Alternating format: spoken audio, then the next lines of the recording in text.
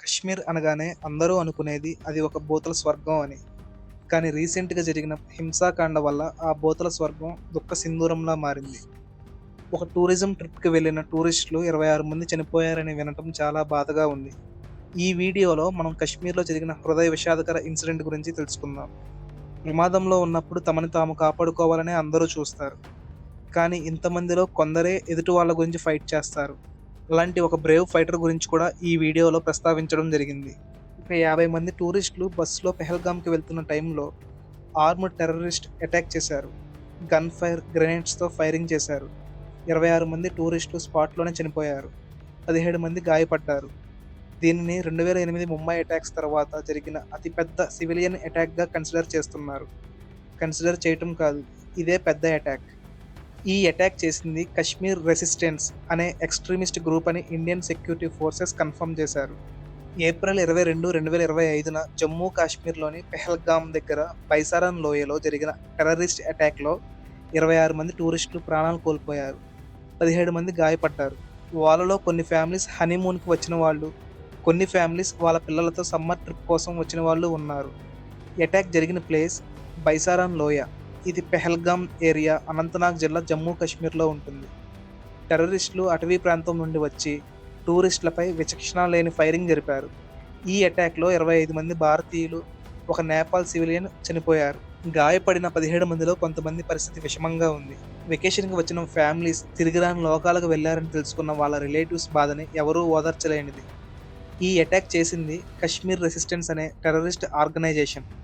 ఈ organisation Pakistan related Lashkar-e Taiba యొక్క ప్రాక్సీగా పనిచేస్తుంది. ఈ టెర్రరిస్ట్ అటాక్ చేయడానికి వెనుక ఉన్న మోటో 2019లో భారత ప్రభుత్వం కశ్మీర్కు స్పెషల్ స్టేటస్ని రద్దు చేసి 85,000 మందికి పైగా జమ్మూ కాశ్మీర్కు చెందినవారు కాకుండా భారతదేశంలోని ఇతర రాష్ట్రాల నుండి కశ్మీర్లోకి వచ్చి స్థిరపడే వ్యక్తులను అక్కడ స్థిరపడనివ్వడం వల్ల స్థానిక జనాభాలో మార్పులు వచ్చాయని, 2019లో ఆర్టికల్ 370 రద్దు తర్వాత కశ్మీర్లో ఇతర రాష్ట్రాల వారికి స్థిర నివాస హక్కులు, భూములు కొనుగోలు చేసే హక్కులు లభించాయి. దీన్ని కొందరు కాశ్మీరీ వేర్పాటువాదులు వ్యతిరేకిస్తూ ఇది స్థానికుల జనాభాను మారుస్తుంది అనే ఆరోపణలు చేశారు. అందుకే వాళ్ళు అవుట్ సైడర్ సెటిల్మెంట్ అనే పదాన్ని ఎక్కువగా వాడుతున్నారు. దీనికి వ్యతిరేకంగా ఈ అటాక్ని నిర్వహించినట్లు తెలిపింది. ఈ అటాక్ జరిగినప్పుడు America vice president JD Vance భారతదేశంలో ఉన్న సమయంలో జరిగింది. ప్రధానమంత్రి నరేంద్ర మోదీ సౌదీ అరేబియాలో ఉన్న సమయంలో ఈ అటాక్ జరగడం ఈ అటాక్ వెనక ఉన్న ఉద్దేశాలను మరింత స్పష్టంగా చూపిస్తుంది. అటాక్ తర్వాత సెక్యూరిటీ ఏజెన్సీస్ టోటల్ రీజియన్ని లాక్డౌన్ చేసి సెర్చ్ ఆపరేషన్స్ స్టార్ట్ చేశారు. ఆర్మీ, సిఆర్పిఎఫ్ టీమ్స్ డిప్లాయ్మెంట్ పెరిగింది. Central home ministry emergency meetings conduct చేసింది. టూరిజం మీద డిపెండ్ అయ్యే చాలా మంది కశ్మీర్ లోకల్స్కి ఈ ఇన్సిడెంట్ కూడా ఒక పెద్ద షాక్. ఈ అటాక్లో ప్రాణాలు కోల్పోయిన వారిలో ఒక ధైర్యవంతుడైన local person Syed Adil Hussain Shah.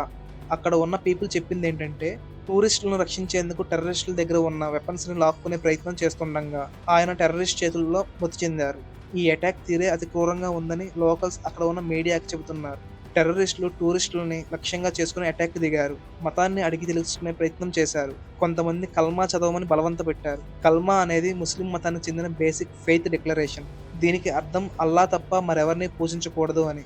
మరికొందరిని half నేకెడ్గా చేయడం వంటి దారుణానికి కూడా పాల్పడ్డారు. ఇప్పటి వరకు సంతోషంగా ఉన్న ఫ్యామిలీస్ తమ దగ్గర వాళ్ళని కోల్పోయారు. చిన్నపిల్లలు అనాథలయ్యారు. ప్రధానమంత్రి నరేంద్ర మోదీ తన విదేశీ పర్యటనను మధ్యలోనే ముగించి భారత్కు తిరిగి వచ్చారు.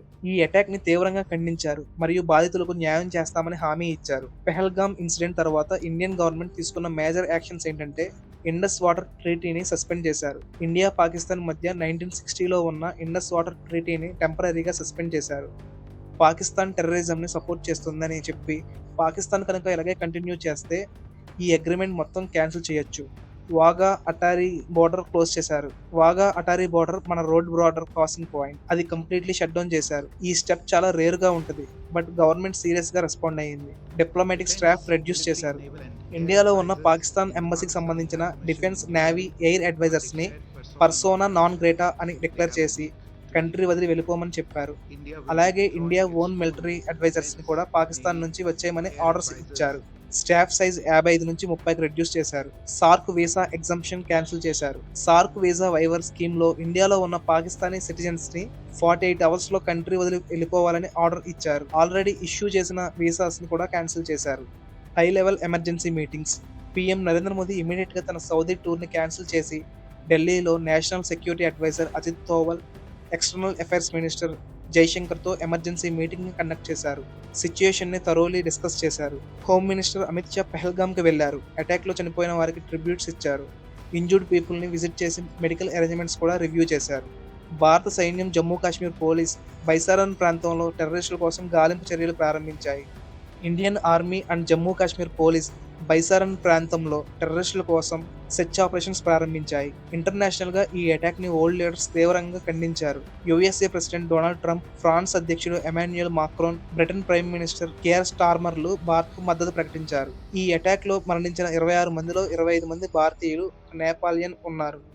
మహారాష్ట్రకు చెందిన 6గురు, గుజరాత్ మరియు కర్ణాటకకు చెందిన 3గురు, పశ్చిమ బెంగాల్‌కు చెందిన 2 మరణించారు. ఉత్తరాఖండ్, హర్యానా, ఉత్తరప్రదేశ్, బీహార్, పంజాబ్, కేరళ, ఒడిశా, ఆంధ్రప్రదేశ్, మధ్యప్రదేశ్, అరుణాచల్ ప్రదేశ్ ప్రతి రాష్ట్రానికి చెందిన ఒకరు చొప్పున తమ ప్రాణాలు కోల్పోయారు. మనకి సేఫ్టీ అంటే ఏంటి? పీస్‌ఫుల్‌గా ట్రావెల్ చేయడం కూడా ఒక ఛాలెంజ్ అయిపోయింది. It's time to rethink what the security really means.